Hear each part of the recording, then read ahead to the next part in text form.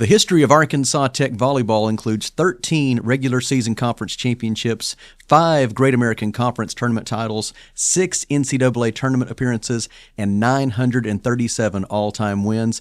And now we are pleased to introduce the 11th head volleyball coach in Arkansas Tech history, Hannah Wuest. Hannah, welcome to Arkansas Tech. Thanks. Great to be here. It's great to have you. Tell us a little bit about where you're from and the path that led you to become our new head volleyball coach. Yeah, so I'm originally from the Quad City area, grew up there, went to college in a suburb of Chicago, played basketball and volleyball, basketball for only 1 year, but it was definitely a passion of mine. And then went and started my coaching career. I did first look into playing overseas. I just wasn't ready to be done playing. I tore my labrum and rotator cuff, so that kind of put a damper into that. And I thought, well, it's time to start my coaching career. And I went to South Dakota State to start my graduate assistant position, and then finished my master's at the University of Indianapolis, and was now at Ferris the last 4 years. You've had a chance to be a part of some really successful volleyball programs, both as a player and also as a coach. What are some of the things that you've learned along the way that have helped prepare you for this opportunity? Yeah, that's a great question. I think that there's not one right way to do something, I feel like is the biggest thing that I've learned. And then the fun part for me is finding out, okay, what is the right way for this kid or for this team? So finding that puzzle, I think, is the biggest thing that I've taken away.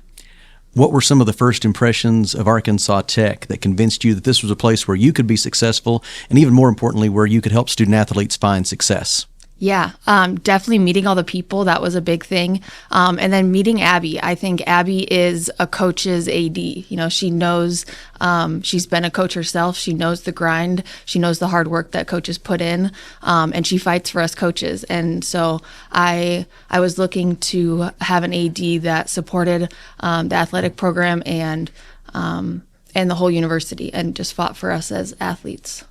And folks that see that you're coming from Ferris State, they might think, well, that's a long way from home. But I know you've also got some family ties that made this make sense for you as well. Yeah, yep. So my family moved to about a little around Fayetteville, Cave Springs, about 7 years ago. So now being a little bit closer to home is nice. Absolutely. You are inheriting a large number of returning players.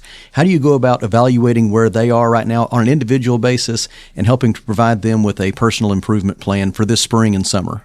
Yeah, so we have started team practice right now and just kind of starting to watch them play and see what they do, what their style of play is. I'm making them feel really uncomfortable in the gym, and I told them that means that they're learning something new.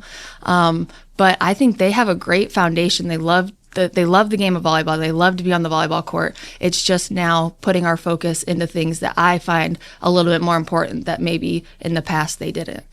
On a personal level, kind of what has been the connection like, just being a head coach for the first time and getting a chance to know this group of student athletes? What has that been like for you? It's been awesome. I have a big pile of candy in my office sitting on my desk, and I want my players to come see me. My door is always open, so I want them to know me as a coach and as a player and as a person, but then I also want to know them. So I want them to come in. I have an open door policy. I want to see them as much as I can out of the volleyball arena. As we mentioned, you've got a large number of returning players, and so recruiting this first cycle won't be quite as big a deal, which is good because you're coming into it kind of late in that cycle anyway. Mm-hmm. As you look ahead to the future, though, and you consider the types of student athletes you want to recruit to become part of the Golden Suns volleyball program, what are some of the characteristics that you'll be looking for? Yeah, so I want to see what are people doing in between the plays, or what are they doing when they don't have the ball? What are they doing while waiting to, we're going to go to club tournaments, so waiting to get on the court to start playing. Are they interacting with their teammates? Are they talking to their coaches? Or are they on their phones all the time? Are they talking to their parents? I kind of want to see those things, so I know that when they get to college or come to the next step, that they're prepared and they're ready and they know how to just focus on one thing at a time. So that's a big intangible thing that I look at. But inheriting all these players is great. But I'm definitely going to be looking at some 2026s from the Midwest. I have a lot of ties from there. I have a lot of good connections, and I just think the volleyball is just a lot more competitive. And Arkansas is not that far behind, just by a few years. But to start my recruiting journey, a lot will be in the Midwest. And that's been a fertile recruiting ground for Golden Suns volleyball historically. A number of young ladies who come from that upper Midwest area and end up building their lives right here in Arkansas. Yeah. So that's been great to see over the years with Golden Suns volleyball. But as you think about that, I know one of the things you've mentioned is that there's a little bit of a recruiting edge there when some of those players are maybe looking for a little bit warmer location. Yeah. The amount of times that I was at Fair State and people said, "Oh, I want to get away from the snow," and I was like, "Man, that just takes you out of the running right then and there." So knowing that a lot of Midwest people want to come and have a little bit more sunshine during the December months. So, yeah. What will be some of the on-the-court cornerstones, kind of X's and O's stuff that we'll see from Golden Suns volleyball once you get a chance to really get your program up and going?